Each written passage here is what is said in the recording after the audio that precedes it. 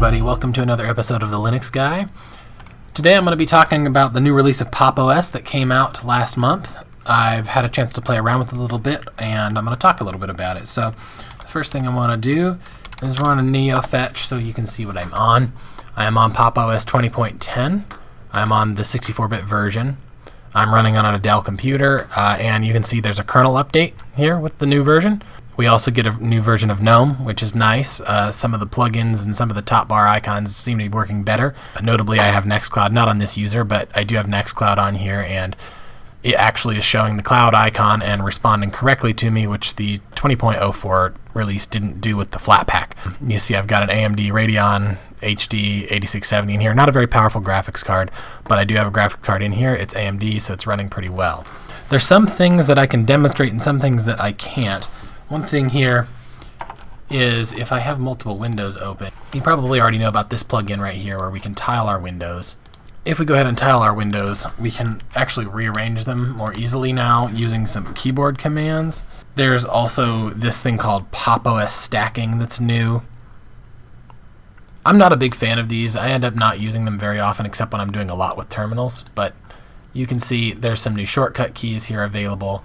We can run to navigate windows with super arrow key. We can toggle tiling, and you can view all to see a bunch of new shortcuts available in this extension.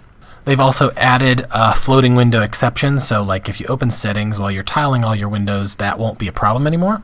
There's also some new support with external monitors and hybrid graphics modes. This is really nice if you have multiple graphics cards in your computer. I don't, so I can't really demonstrate this, but it's another pretty cool thing in here.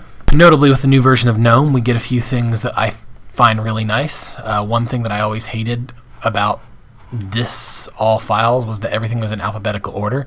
I loved in the last build when they released these folders that I didn't need a plugin to do. I could just drag things in. It resembles Apple's Launchpad more, and I think that's what they're going for. They're going to try to look sort of like that. But one thing I like about this now is I can actually rearrange all of these icons. One thing I like is to have my folders at the beginning and then have things follow it.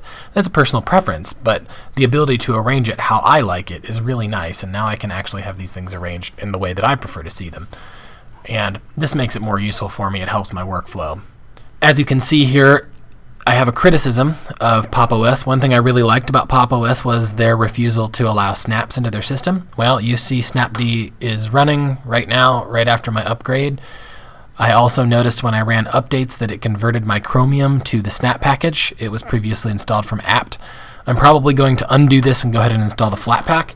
I like Flatpaks, and I'm probably going to use them pretty much exclusively if they're going to go this way, but if you're going to use Pop! OS, it looks like Snap found its way into the system, and you may want to go ahead and remove it.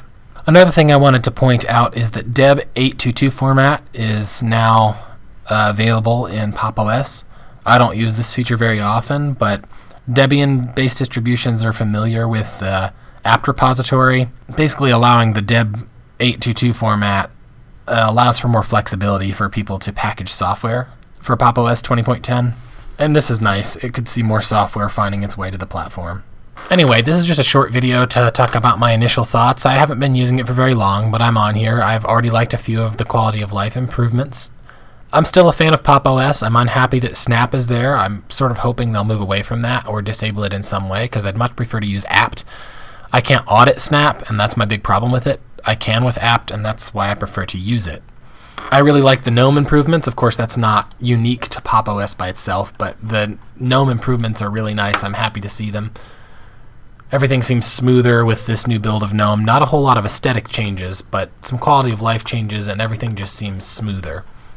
My extensions all worked with the upgrade too, which I appreciate. I really like my activities configurator. I always like to put the icon of the operating system I'm using up here and make this transparent.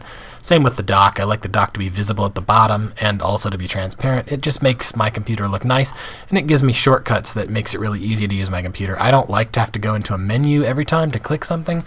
I don't really want to have to type something every time I want to open software either. So I'm not really a fan of either of those, so I add the extension dash to dock to have my dock at the bottom for my favorites, and I can use other methods to open other software, but my favorites are down here. I appreciate the continued support for all of my extensions in this version. This will make upgrading my existing systems much easier, as I do have Pop! OS running on quite a few computers. Sorry about the resolution issue in this video.